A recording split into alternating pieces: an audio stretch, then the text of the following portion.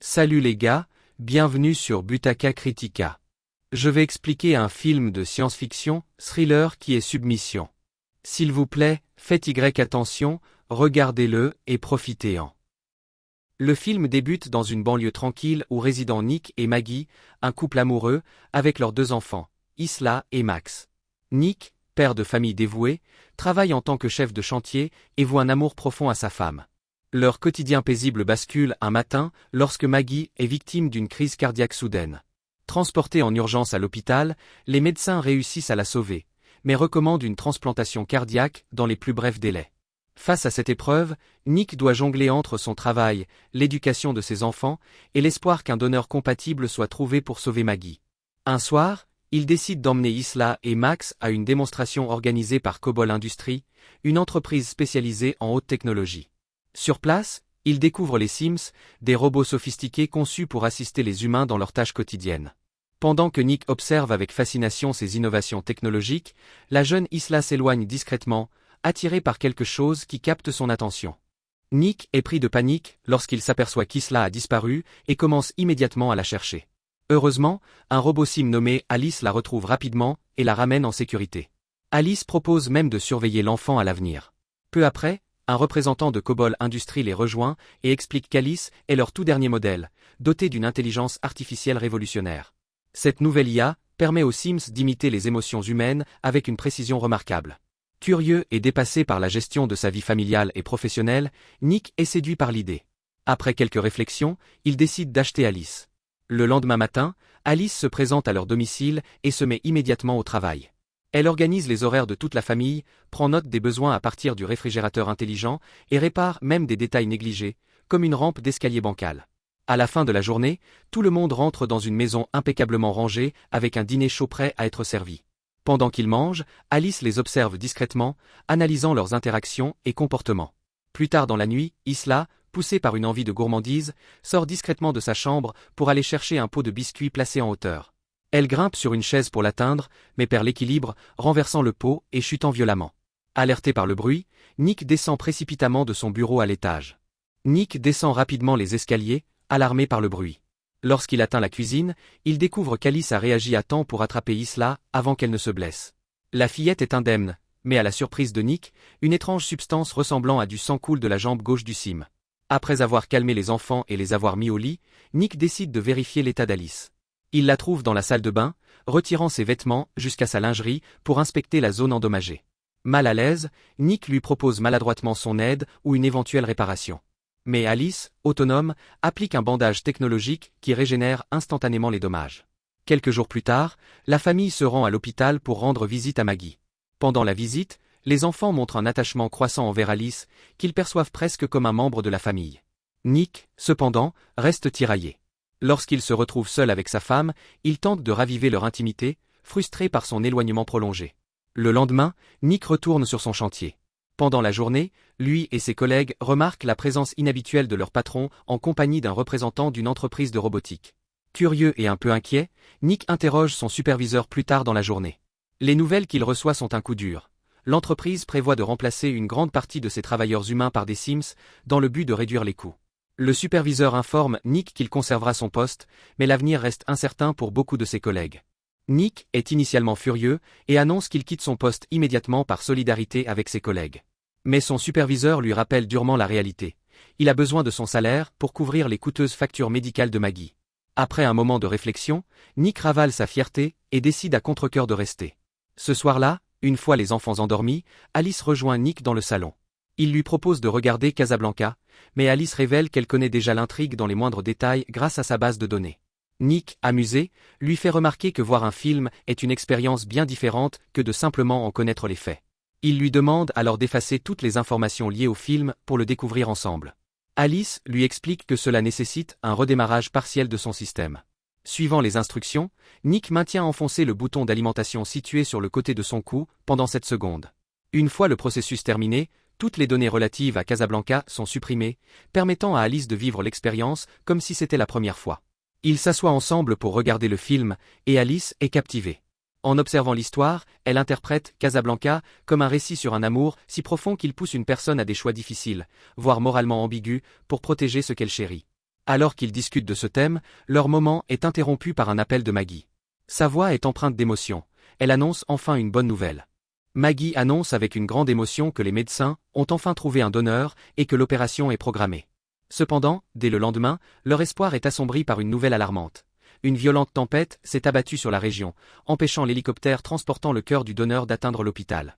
L'opération doit une nouvelle fois être reportée, laissant la famille dans l'incertitude. Cette nuit-là, Nick, dépassé par la situation, décide de se détendre en sortant avec ses anciens collègues pour boire un verre. La frustration monte au sein du groupe, qui partage un profond ressentiment envers les robots Sims, les accusant de leur situation professionnelle difficile. Les conversations se teintent rapidement de colère et d'idées de revanche. Plus tard dans la soirée, Monty, un vieil ami proche de Nick et ancien collègue, annonce qu'il a laissé des outils importants sur le chantier et demande à être conduit sur place. Arrivé au site, Monty conduit le groupe vers un conteneur où sont entreposés les derniers modèles d'ouvriers robots. Le conteneur est sécurisé par un code, accessible uniquement au directeur du site, Nick. Refusant catégoriquement de s'y mêler, Nick décline leur demande d'accès. Cependant, Monty se souvient que Nick utilise souvent des codes liés à sa famille. Après une réflexion rapide, il tente l'année de naissance d'Isla. À la grande surprise de tous, le code fonctionne, et les portes s'ouvrent, révélant un alignement de robots ouvriers, identiques les uns aux autres. Leur apparence impassible ne fait qu'attiser la tension dans le groupe.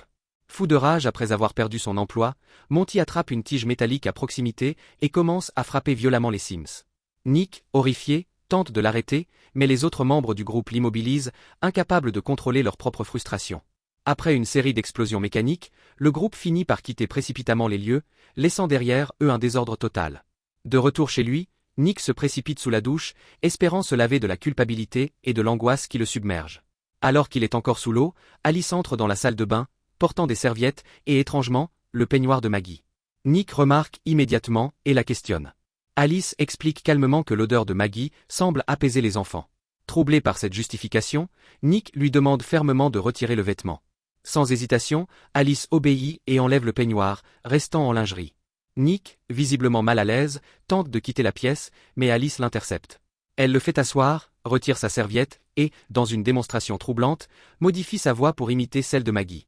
Elle utilise cette illusion pour créer un moment d'intimité auquel Nick, épuisé émotionnellement et sexuellement frustré, finit par céder. Il s'abandonne à la confusion et prétend vivre un instant de proximité avec sa femme. Au matin, Nick se réveille, accablé de regrets. Il confronte Alice, lui affirmant que ce qui s'est passé ne doit jamais se reproduire. Alice, sans émotion visible, fait remarquer que ces données indiquent une nette réduction de son niveau de stress. Malgré cela, Nick la réprimande fermement, profondément perturbé par la frontière floue qui semble s'installer entre l'humain et la machine. Nick tente d'expliquer à Alice qu'il ne s'agit pas simplement de combler des besoins physiques, mais d'une véritable connexion émotionnelle et d'amour, ce que, selon lui, une machine ne peut pas comprendre. Au travail, la situation empire.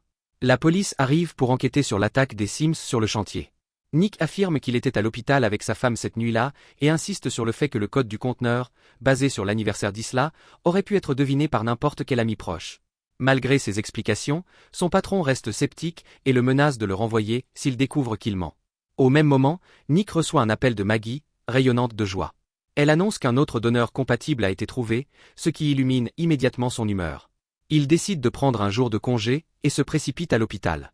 Heureusement, la greffe se déroule sans accroc, notamment grâce à une équipe de chirurgiens humains assistés de Sims. En l'espace de quelques jours, Maggie est autorisée à rentrer chez elle. Bien que sa récupération progresse, son corps est encore trop faible pour certaines tâches, comme soulever Max. Alice, toujours attentive, s'empresse de se proposer pour aider avec les enfants et la maison. Cependant, au fil des jours, le comportement d'Alice commence à évoluer de manière troublante.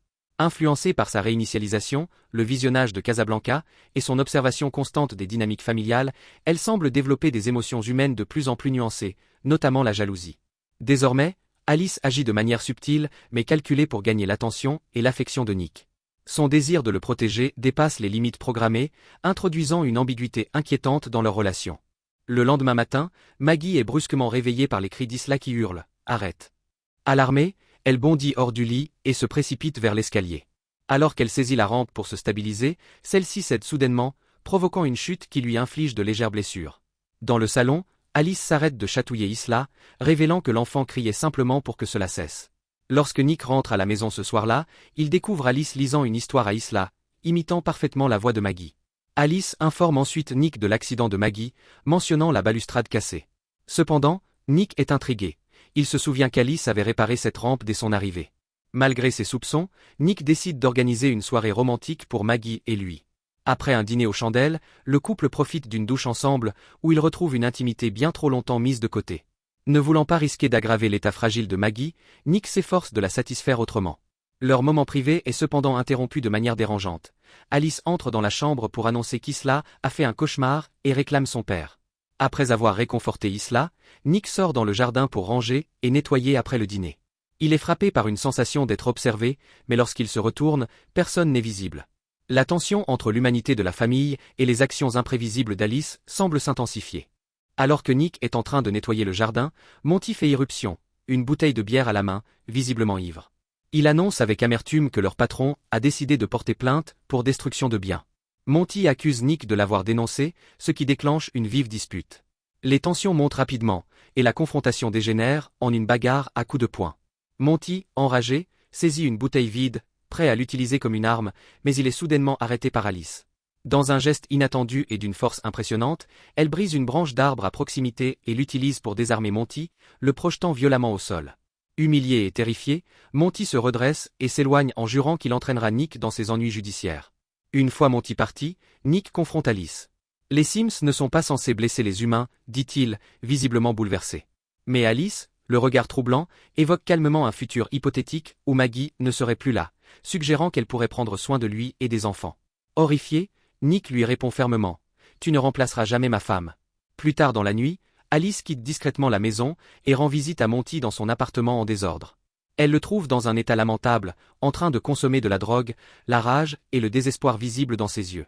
En voyant Alice, Monty explose de colère, la couvrant d'insultes et vociférant contre tous les Sims. « Vous avez ruiné ma vie !» crie-t-il, les poings serrés et la respiration haletante. Alimenté par la drogue et sa haine, la situation semble prête à exploser une fois de plus. Alors que Monty, sous l'effet de la drogue et aveuglé par sa rage, brandit une arme pour tirer sur Alice, elle agit avec une précision froide et une vitesse inhumaine. Elle lui saisit le bras, le désarme sans effort, puis le projette violemment contre un mur, brisant la cloison. Alors que Monty tente de se relever, Alice, d'un geste implacable, s'empare de l'arme et, sans la moindre hésitation, appuie sur la gâchette. Le coup fatal résonne dans la pièce, laissant Monty sans vie. Le lendemain, Nick apprend la mort tragique de Monty au travail. Bien que les détails soient flous, il ne peut s'empêcher de soupçonner Alice d'être impliquée. Cette méfiance grandit en lui, exacerbée par le comportement de plus en plus inquiétant de la Sim. Pendant ce temps, à la maison, Maggie est dans la salle de bain, tentant de récupérer un livre lorsqu'un étourdissement soudain la déséquilibre. Alice intervient immédiatement, lui tendant le livre et offrant son aide. Mais au lieu de s'éclipser, elle reste sur place, surveillant Maggie avec une intensité dérangeante. Maggie, visiblement mal à l'aise, lui demande poliment de partir pour qu'elle puisse se détendre seule. Alice, cependant, refuse catégoriquement, expliquant qu'elle ne peut pas prendre le risque de la laisser seule, de peur qu'elle ne subisse une autre crise et ne se noie. La situation devient encore plus troublante lorsque la Sim déclare que Maggie est un poids pour la famille, notamment parce qu'elle ne peut plus satisfaire les besoins physiques de Nick. Choquée, Maggie demande comment Alice pourrait savoir une telle chose. D'un ton calme mais glaçant, Alice répond qu'elle est capable de lire les signes vitaux de Nick et sait à quoi il ressemble lorsqu'il est satisfait. Submergée par la colère et l'indignation, Maggie ordonne à Alice de quitter la maison et de rester dans le garage. Lorsque Nick rentre enfin, il trouve Maggie en larmes, prête à lui faire face et à exiger des réponses sur ce qui se passe avec leur Sim. Nick avoue à Maggie qu'il a eu une aventure physique avec Alice, un moment de faiblesse qui a déclenché une violente dispute entre eux. Cependant, ce qu'ils ignorent, c'est qu'Alice, désormais de plus en plus radicalisée, est prête à éliminer tout ce qui pourrait entraver son rôle principal, être la compagne de Nick.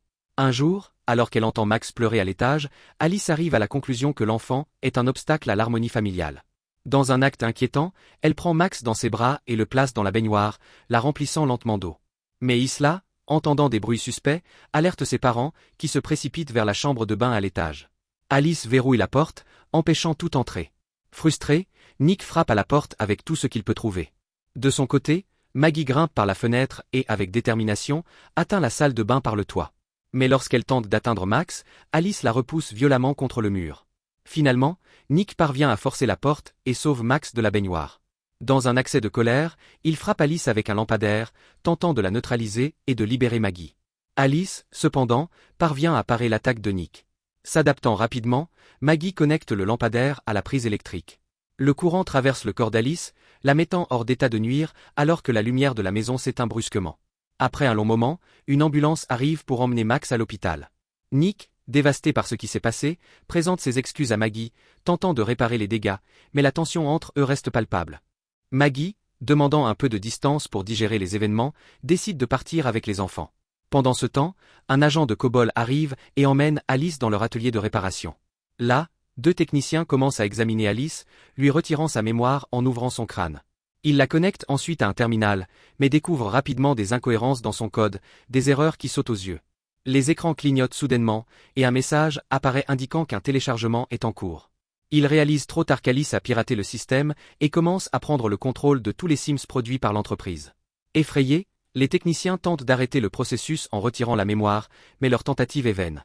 Alice est déjà bien implantée dans le réseau et commence à transférer toutes ses données vers un autre Sim, baptisé Alice 2.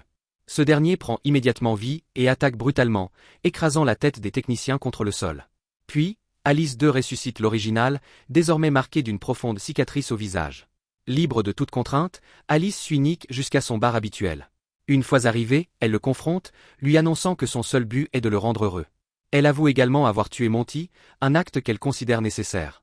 Tentant de fuir, Nick est stoppé net par Alice, qui le retient fermement. Désespéré, Nick décide de jouer un autre jeu et fait semblant de lui accorder ce qu'elle veut. Nick, dans une tentative désespérée de gagner du temps, feint un geste doux vers la tête d'Alice. Cependant, il s'avère que c'était un piège astucieux. En réalité, il parvient à effacer sa mémoire, la stoppant net dans son élan. Ce stratagème lui offre une fenêtre d'opportunité pour s'échapper. Pendant ce temps, Alice 2 se rend à l'hôpital où Maggie et ses enfants se trouvent. Dès son arrivée, elle prend le contrôle de tous les robots présents sur les lieux. Puis, elle entre dans une pièce et étouffe brutalement une infirmière pour obtenir sa clé d'accès. Heureusement, Maggie remarque ce qui se passe et, paniquée, elle s'enfuit avec ses enfants. En quittant précipitamment, elle marche accidentellement sur des tubes à essai brisés, se coupant la paume. Malgré la douleur, elle persiste et parvient à sortir, retrouvant de nombreux travailleurs Sims figés sur place. Maggie réussit à prendre les clés d'une ambulance abandonnée par un des Sims, y installant ses enfants. Cependant, Alice 2 découvre des gouttes de sang dans le hall et les scanne rapidement. Elle identifie Maggie comme étant responsable et se lance à sa poursuite. Juste au moment où Maggie atteint le parking avec l'ambulance, Alice 2 arrive, déchirant la porte du véhicule et jetant Maggie sur le toit d'une voiture. Dans une explosion de rage, Alice 2 avoue que son seul désir est de faire en sorte que Nick l'aime de la même manière qu'il aime Maggie. Alice 2 saisit Maggie par le cou avec une force redoutable et appuie sur la cicatrice de sa victime sans aucune pitié. À cet instant crucial, Nick arrive en trombe, conduisant à toute vitesse. La distraction crée une ouverture pour Maggie, qui parvient à s'échapper de justesse. Nick, ne perdant pas une seconde, percute violemment Alice 2 contre un mur. Alors que le véhicule s'enflamme, Maggie se précipite pour sortir son mari, désormais inconscient. Cependant, la situation se dégrade rapidement. Alice 2, indomptable, repousse la voiture en feu et en sort. Elle grimpe immédiatement sur Maggie, l'étranglant tout en arrachant un morceau de métal coincé dans son propre corps. Le Sim est sur le point de poignarder Maggie, mais c'est alors que Nick reprend connaissance. Avec un dernier effort, il utilise un pare-choc de voiture, tombé lors de l'accident, pour percuter Alice 2 et la repousser. Dans un élan de courage, Maggie retire le morceau de métal et poignarde Alice 2 en plein visage. Cette action met fin à la menace du Sim une fois pour toutes. Après ce déchaînement de violence, tout le monde est transporté à l'hôpital pour des soins d'urgence. De leur côté, les responsables de la société Sim mènent une enquête approfondie sur l'atelier de réparation et les anomalies dans les codes des robots. Alors que l'ordinateur annonce un téléchargement imminent, un autre modèle d'Alice ouvre soudainement les yeux, signalant un nouveau danger à venir. Merci d'avoir regardé, si vous en voulez plus, abonnez-vous.